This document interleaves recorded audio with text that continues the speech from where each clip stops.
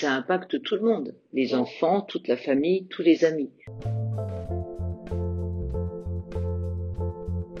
Souvent, il y a des gens, quand on a une addiction, les gens se sentent très seuls et surtout pensent qu'il n'y a pas de solution. Ça, c'est un des désespoirs d'une personne c'est-à-dire qu'ils sentent bien que c'est trop fort et qu'ils n'y arriveront jamais, qu'ils ne pourront pas gagner la bataille. Quelqu'un qui voudra pas prendre conscience, d'abord, il prendra pas conscience, il restera dans le déni, il n'y a rien à faire. Vous voyez, si ça ils ne seront même pas coupables de pas pouvoir leur faire comprendre. Mais en général, c'est cette espèce de miroir des autres qui vont faire prendre, c'est une des raisons, qui vont faire prendre conscience à la personne. Mais il y a des fois besoin de rien faire du tout. Voilà, il y a des gens qui disent à leur conjoint le matin, bon, hier soir, t'as fait ci, t'as fait ça, t'as fait ci, et la personne ne s'en rend pas compte.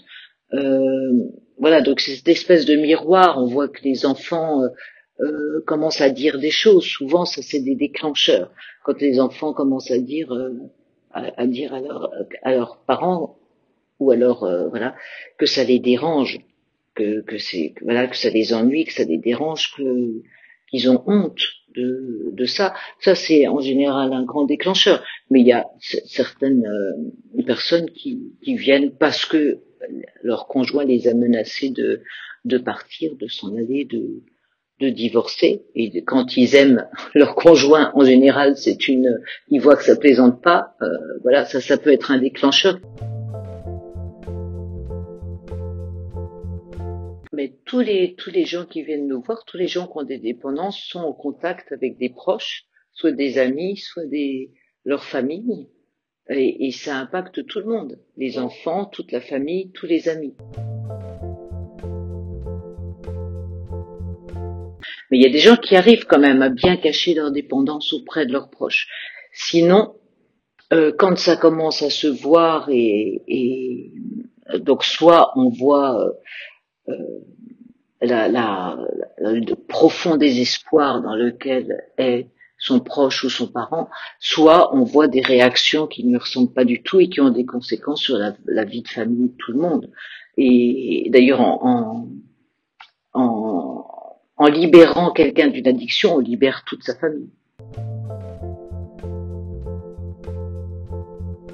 La plupart des gens nous disent en venant, c'est une des motivations, que c'est d'abord pour eux, en général. Donc voilà, on a besoin que ce soit d'abord pour eux, parce qu'on ne se libère pas d'une addiction pour les proches, mais c'est surtout aussi pour leurs enfants, parce qu'ils ne veulent pas que leurs enfants aient une image d'eux, voilà, comme une personne qui ait une addiction. La plupart des gens qui viennent nous voir, c'est une des raisons pour lesquelles c'est une de leurs motivations très importantes, des conséquences que ça a pour leurs proches ou leur famille. Donc soit ça peut être que leur conjoint les a menacés de les quitter, soit ça peut être parce qu'ils ne veulent pas que leurs enfants les voient avec cette addiction et grandissent en ayant une image de leur père ou de leur mère, ça les gêne beaucoup. Soit c'est parce qu'ils ont profondément honte d'eux-mêmes, de l'image le lendemain d'une cuite, ils ont profondément honte d'eux-mêmes. Et ils voudraient, alors une addiction, ça prend du temps aussi, donc ils voudraient pouvoir passer beaucoup plus de temps avec leurs proches, le temps où ils boivent, où ils prennent du cannabis, où ils vont manger, où ils vont et ça leur prend aussi beaucoup de préoccupations, c'est-à-dire que ils voudraient se libérer pour pouvoir se consacrer beaucoup mieux avec une bien meilleure qualité aux gens qui les entourent, travailler mieux aussi à l'intérieur du travail, voilà. Donc bien sûr ils sont conscients.